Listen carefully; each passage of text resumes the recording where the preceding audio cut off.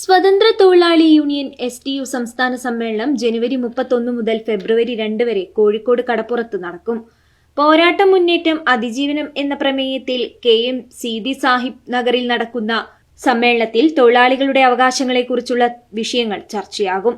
29 തൊഴിലാളി നിയമങ്ങൾക്ക് പകരം 4 തൊഴിൽ കോഡുകൾ അടിച്ചേൽപ്പിച്ച മോദി സർക്കാരിന്റെ തൊഴിലാളി ദ്രോഹ നടപടിക്കെതിരെയും മഹാത്മാഗാന്ധി ഗ്രാമീണ തൊഴിലുറപ്പ് പദ്ധതി അട്ടിമറിച്ചതിനെതിരെയും നടക്കുന്ന ദേശീയ പണിമുടക്കിൽ STU ഭാഗമാകുമെന്നും അധികൃതർ വ്യക്തമാക്കി. വിവിധ വിഷയങ്ങളെക്കുറിച്ചുള്ള സെമിനാറുകൾ നടക്കുന്നുണ്ട്.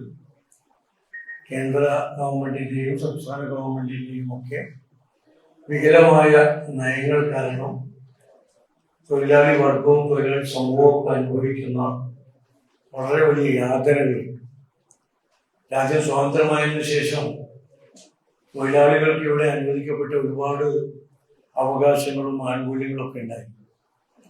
തൊഴിൽ മേഖലയിൽ നല്ല സ്വാതന്ത്ര്യം ഉണ്ടായിരുന്നു. കോൺഗ്രസിന്റെ ഭരണകാലത്ത് പണ്ഡിറ്റ് ജവഹർലാൽ നെഹ്റു മുതൽ ഇങ്ങോട്ടുള്ള ഭരണാധികാരികൾ അത്തരം അവകാശങ്ങളൊക്കെ വഹിച്ചത്. ഇന്ന് തൊഴിൽ മേഖല കടുത്ത പ്രതിസന്ധിയാണ്.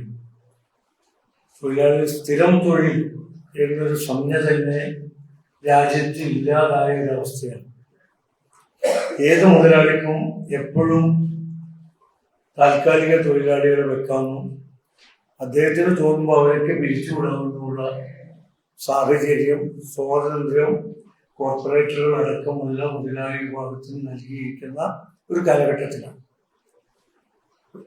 തൊഴിലാളികൾ മാത്രമല്ല, കാർഷിക മേഖലയിൽ കർഷക തൊഴിലാളികളടക്കം അത് അനുഭവിച്ചുകൊണ്ടിരിക്കുകയാണ്. അതിന്റെ ആഘാതമാണ് നമ്മൾ കണ്ട ഇന്ത്യ രാജ്യം കണ്ട ഏറ്റവും സുദീർഘമായ കർഷക സമരം. വാർത്താ സമ്മേളനത്തിൽ അഡ്വക്കേറ്റ് PMA സലാം, അഡ്വക്കേറ്റ് M റഹ്മത്തുള്ള, അഹമ്മദ് കുട്ടി ഉണ്ണികുളം, KP മുഹമ്മദ് അഷ്റഫ് തുടങ്ങിയവർ സംബന്ധിച്ചു.